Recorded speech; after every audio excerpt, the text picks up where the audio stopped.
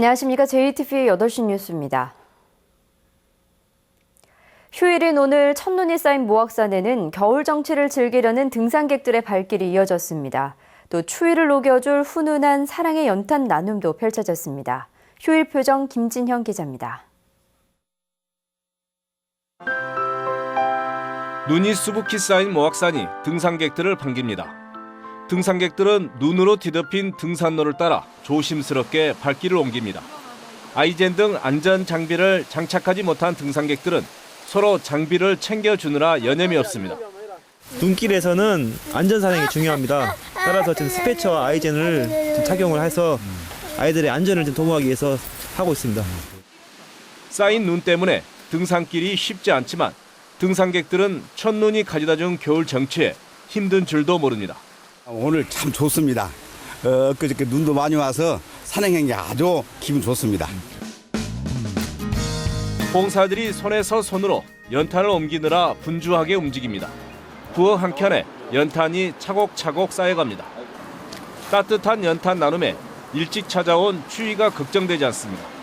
형편이 어려운 독거노인들의 따뜻한 겨울나기를 위해 대학교 동문들이 나섰습니다. 한 5가구 정도를 전달해 드릴 예정이고 한겨울을 5가구라도 따뜻하게 지냈으면 우리도 행복하겠습니다. 휴일도 잊은 연탄 나눔에 독거노인 등 형편이 어려운 이웃들이 따뜻한 겨울을 보낼 수 있게 됐습니다.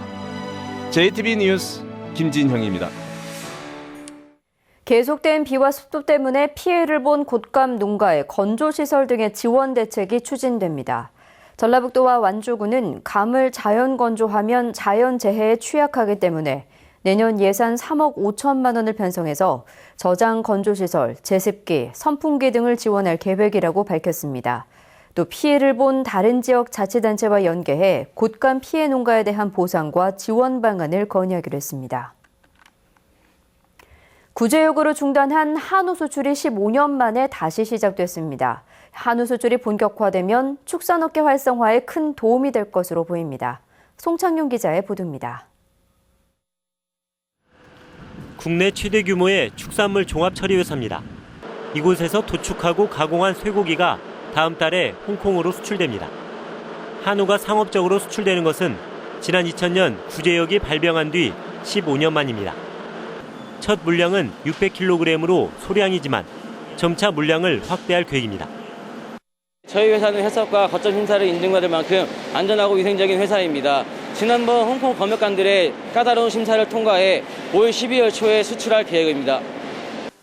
이번 수출은 한우의 우수성을 세계에 알리고 축산업의 발전을 이끄는 계기가 될 것으로 보입니다.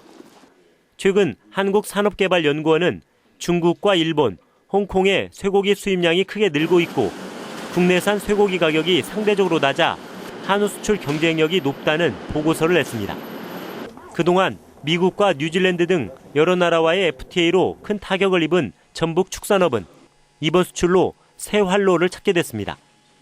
이번 수출 계기로 수출 작업장으로 지정된 도축 가공장에 대해서 지도 점검을 철저히 하고 우리 도내 한우 산업 발전을 위해서 지속적으로 쇠고기가 수출될 수 있도록 하겠습니다. 전북의 농업 생산액 가운데 축산업의 비중은 46.6%로 거의 절반에 이릅니다. 한우 수출이 축산업을 비롯한 농업 전체에 새로운 활기를 불어넣을 수 있을지 주목됩니다. JTBC 뉴스 송창용입니다. 전북 농가의 절반은 농축산물을 판매해 1년에 1,000만 원 미만의 소득을 올리는 것으로 나타났습니다. 호남지방통계청은 지난해 전체 50%인 5만 2천여 농가의 연간 농축산물 판매액이 1,000만 원을 밑돈다고 밝혔습니다. 1억 원 이상 농가는 3%인 3,300농가였고 1,000만 원에서 3,000만 원은 2만 6천 농가로 25%를 차지했습니다. 소비 부진 때문에 영세 자영업자들의 폐업이 잇따르고 있습니다.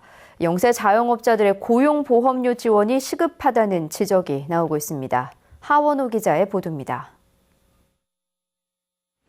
식당을 운영하는 김모 씨는 종업원을 1명만 고용하고 있습니다. 이 가게 매출은 메르스의 영향으로 지난 6월부터 30%나 줄었습니다. 매출 감소로 지난 7, 8월 전북에서는 6천 곳이 넘는 음식점이 문을 닫았습니다. 유동자금이 묶여 있기 때문에 유동할 수 있는 그런 돈이 없기 때문에 그래서 문을 닫는 경우가 거의 대부분이세요. 이제 저희도 그런 지경도 있었고. 이럴 경우 근로자들은 고용보험을 통해 실업급여를 받지만 자영업자들의 사정은 다릅니다. 고용보험에 가입한 소상공인은 전국적으로 0.3%밖에 되지 않습니다. 고용보험료 전액을 본인이 내야 하지만 매출이 떨어져 가게 운영도 힘든 경우가 적지 않기 때문입니다. 전북에서 혼자서 가게를 꾸려가는 1인 자영업자는 1년 전보다 10,000명이 늘어난 21만 5천 명으로 매출 감소와 폐업의 위험을 안고 있습니다. 이 사업이 워낙 또 힘들고 어려우니까 이 장사가 안 되고 이제 혼자 하기가 너무 벅차고 이제 그러다 보니까 그 가입을 아마 안 했을 거예요.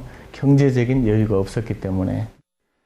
현재 국회에 월소득 140만 원 미만의 영세 자영업주에게 고용보험료의 일부를 지원하는 법안이 계류돼 통과 여부가 주목되고 있습니다. JTB 뉴스 하원호입니다. 전북교육청이 군산 성산초와 순창 복흥중 등 7개 학교를 마을학교 협력형 어울림학교로 선정했습니다. 이번에 선정된 학교는 지역사회와 협력을 통해 각종 자원을 학교 교육과정에 적용하는 방식으로 2년 동안 운영됩니다.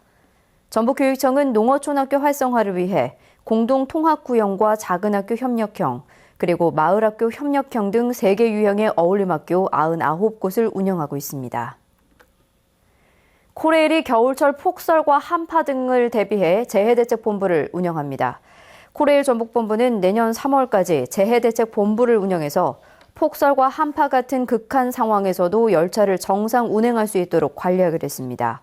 앞서 코레일은 지난 4월 개통한 호남 고속철도를 대상으로 선로 불량과 신호장애 등이 있는지 특별 점검했습니다. 무주 덕유산 리조트의 관광 곤돌라가 멈춰서는 사고가 발생해 관광객들이 불안에 떨었습니다. 오늘 오전 10시쯤 리조트에서 덕유산 설천봉으로 오가는 곤돌라가 갑자기 멈춰서 관광객 200여 명이 3분가량 공중에 매달렸습니다. 무주 덕유산 리조트는 전력을 공급하는 기계에 이상이 발생해 곤돌라가 멈췄다고 밝혔습니다.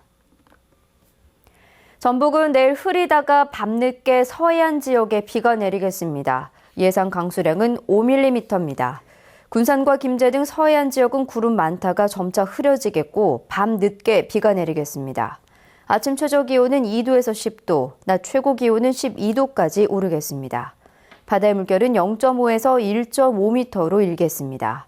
전주와 남원 등 내륙 지역도 점차 흐려지겠습니다. 아침 최저 기온은 영하 1도에서 3도, 낮 최고 기온은 9도에서 11도의 분포를 보이겠습니다.